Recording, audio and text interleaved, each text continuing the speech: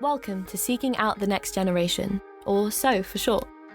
This is a podcast dedicated to finding young people from all walks of life with interesting experiences and stories to share. Our focus is not on those already in the social media spotlight. Instead, we are seeking out everyday people who we can relate to and whose stories have the potential to inspire us, regardless of what we're doing in our own lives. So, let's get started.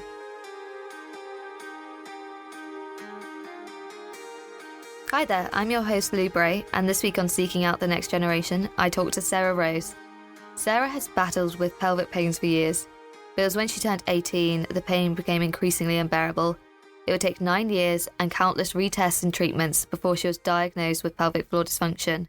It wasn't until Sarah began sharing her story through her Instagram account that she discovered women who shared her symptoms, women whose chronic pains had also been shrugged off, disbelieved, or considered natural for a woman to experience. It would be the support of an online community that would ultimately lead Sarah to a diagnosis of a condition called endometriosis.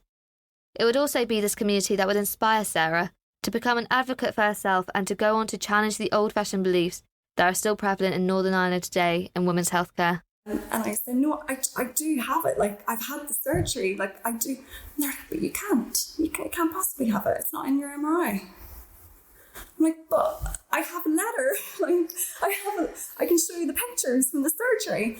And then they were like, I don't know though. You must. I don't think you do. And I think that it's just exhausting. And I think it's not just myself. I know there's so many other people, and it's not based on your postcode or where you live. It seems to be like across the board. So it doesn't matter what condition you have, that like sometimes you aren't taken seriously. And the only thing you can do is to just advocate. Endometriosis is described by the NHS website as a condition where tissue similar to the lining of the womb starts to grow in other places, such as the ovaries and the fallopian tubes. It's a long-term condition, difficult to diagnose, and for many women, it can have a massive impact on their life. Speaking at a women's sexual health conference in Oxford, Sarah explained how she struggled to find the appropriate support and the healthcare service alone. So my name's Sarah Rose, I'm from Belfast. This is my first time in Oxford, so thanks very much for having me. I've suffered from pelvic pain throughout my life. It began as a daily occurrence when I was 18, so that's 10 years ago now. And it began mainly impacting on my bladder. So it was all the symptoms of a UTI, like burning, frequency, urgency. And then it started hurting my bowels, so I would have diarrhea, constipation, bowel mucus, which is horrendous. Doesn't sound very pleasant, but we have to talk about these things. And it would also impact my vagina. So I would have burning, stinging, pain around my clitoris, pain with orgasm. I couldn't have any penetration, couldn't use tampons, couldn't have sex. I felt so lost because I would go to my GP and I would say, this is what's going on. They'd refer me to see a specialist, and I get to the specialist, and kind of the whole atmosphere at the time when I was going through it back in Belfast, it's quite traditional. So I would go to see a specialist, and the first question would be, are you a virgin? And I would say no. Well, that's why you're in pain. So you have lost your virginity, you're not married, that is why you're in pain. What else did you expect? So then I would then have to go back and try and find another specialist to get another opinion. That went on for 3 years. And each time they're saying, this is just what happens to women. You just get pain. This is what happens. It'll go away. It mightn't go away. This is just what life is like sometimes. Get used to it. It was soul destroying. You were trying to go to school, you were trying to go to uni, you were trying to manage things, but it was always there and it was always eating away at you. And the atmosphere at the time, you blamed yourself because you thought, I must have done something to cause this. There must be something wrong with me as a person. You would hear your friends talking about all the great things they were doing in their lives, the great sex lives they were having, and you weren't having any of that, and you could never really relate to anyone. So when I was 23, I moved to Bath for university. I thought, right, I'm going to try and get help here, and it was still hard. So it was kind of the whole atmosphere flipped from oh, the pain's because you've lost your virginity, to, are you sure you don't have chlamydia? Are you sure you don't have an STD? We'll get you all the STDs checked, and then we'll consider sending you to somebody. So it would kind of just, every time I was going to see somebody, it didn't matter where I was or what country I was in or what city I was in, it was constantly, what could you have done to bring this pain onto you? When there was just nowhere I could go. I would go to a urologist, I would go to a gynecologist, I would go to see a gastroenterologist, and nobody could find anything that was wrong with me. So last March, I was at home and it was Friday night, and I had just had to blow off not getting to see my friends because they're all going out and the pain was so bad. And I just thought, there mustn't just be me going through this. There must be somebody else. So I went on Instagram. I never really had went on Instagram before, and I set up my pelvic pain. So I was so lucky that I did this in March because it's Endometriosis Awareness Month. And I went on and I said, this is my life. These are my symptoms. Is there anyone else out there going through this? And from that, I discovered I had all the symptoms of endometriosis. So 10 years, I had seen seven consultants. I've seen consultants in Bath, in Bristol, in London, in Belfast. No one had ever mentioned this condition to me. And it was strangers on Instagram who had pointed out. So from that, I then finally worked towards getting my diagnosis, which I got in July. And so I'm kind of here today just to, one, raise awareness and to try to get people talking about endometriosis, because it's a condition that affects 1 in 10 people with vaginas, which is staggering. Yet so many people do not know about it. And, in the UK, the average waiting time for diagnosis is 7.5 years. And in Ireland, it's 9. So not enough is being done. Like, we're trying to raise awareness through amazing charities out there, but something's just not clicking. So the more people talk about it, the more people are aware about it, then the more can get done. And then people won't have to wait nearly a decade for a diagnosis and have all those years of feeling hopeless, of internalising self-blame and having an impact on every aspect of their life. Regarding dating, when I was younger, when I was 18 and my symptoms began, I was in quite a horrible relationship.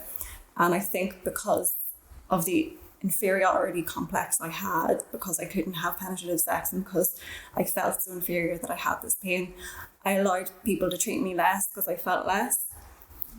So my advice would just be to anyone out there, you're not less, you're just as worthy. Just because you can't do this one thing does not mean you're any less desirable or sexual, or you won't make any less a partner. It kind of, when I kind of got out of that relationship, I realised I never wanted to be in that place again. So, but then I had no diagnosis. So when I met my fiance, that's terrifying. Oh God. When I met him, I was just open and honest and said, listen, there's this mystery pain I have. No one knows what causes it. No one knows how to help it. It's going to be there. If you can't handle it, then that's that. I don't want to get to know you. And he was like, it's cool.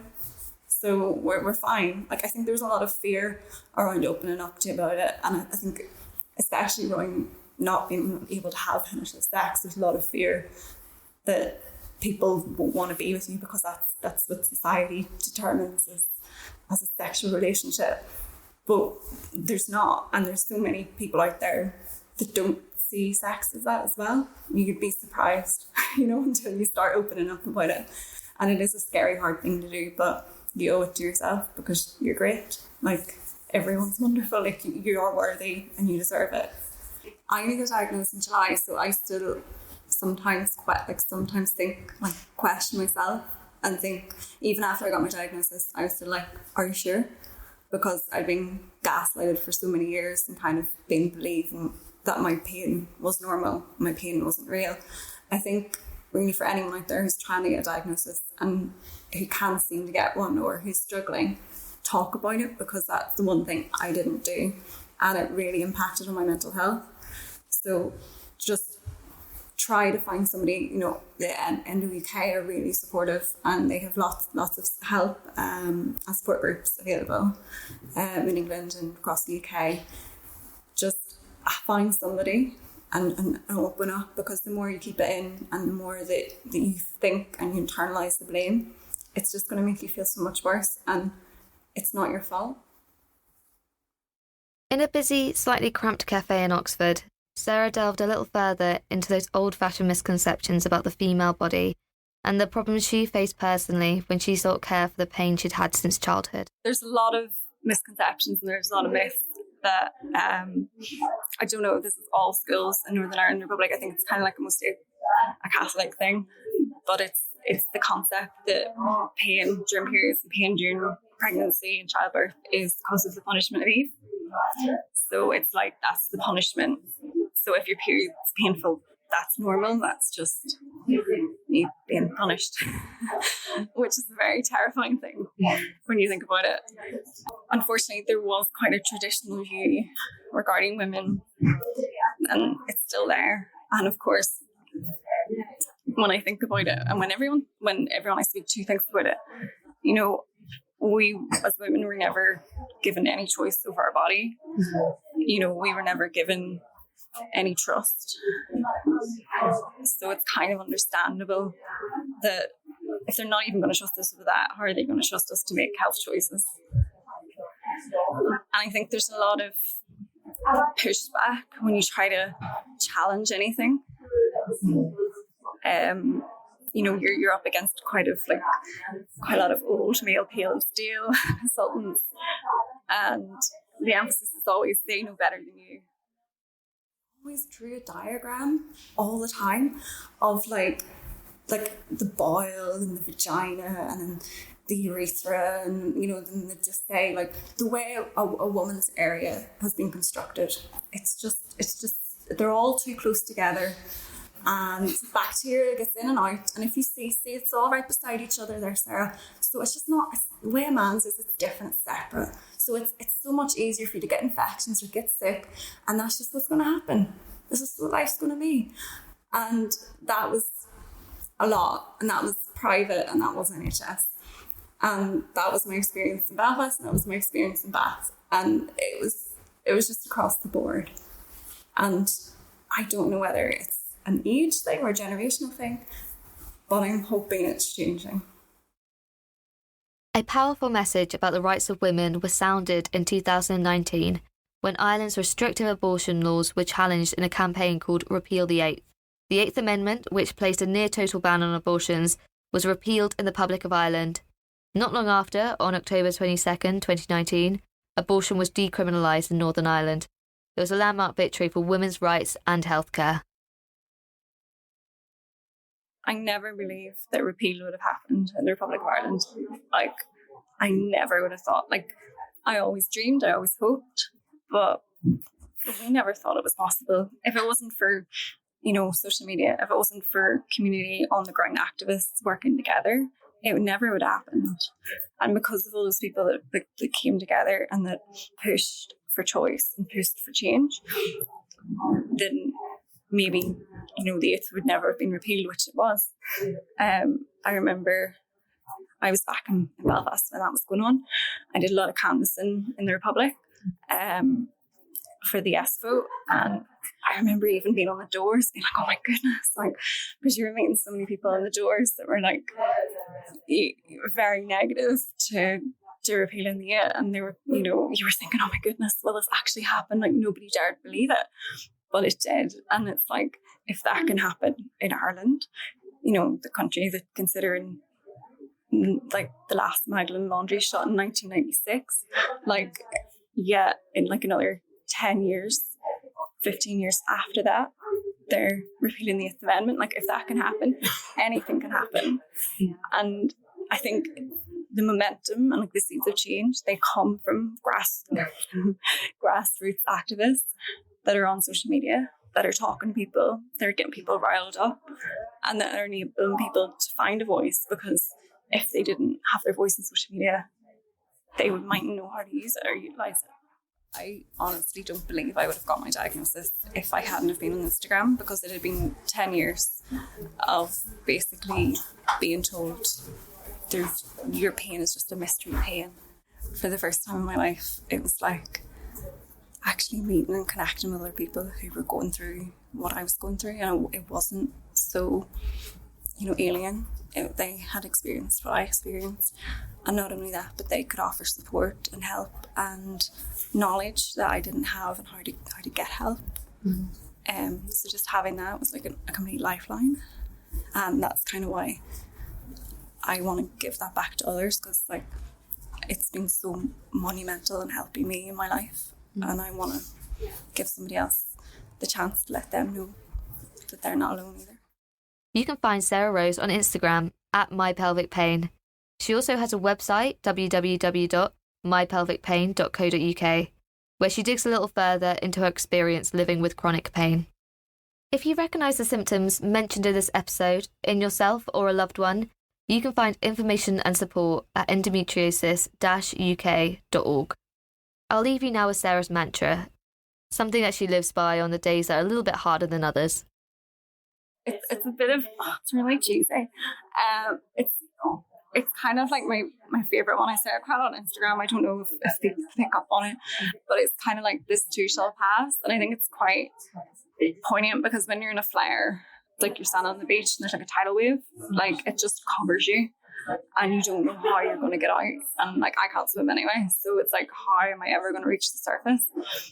Even if it doesn't go away completely, it will ease. And it's just trying to take like the little joys, and I can actually leave the house today. I could maybe take the dog for a walk, or I could go for a coffee. Thanks for listening to this episode of Seeking Out. If you would like to nominate someone who you think would have a great story to share in a future episode, please get in touch with us via Instagram, Twitter, or on our website, seekingout.fm. We have many more stories to tell, so please subscribe to the podcast on iTunes or Google Play, or anywhere else you get your podcast from. And if you like what you hear, it would be great if you gave us a 5-star rating. Seeking Out is supported by Dialect, the content and media agency that specialises in the art and science of audience engagement.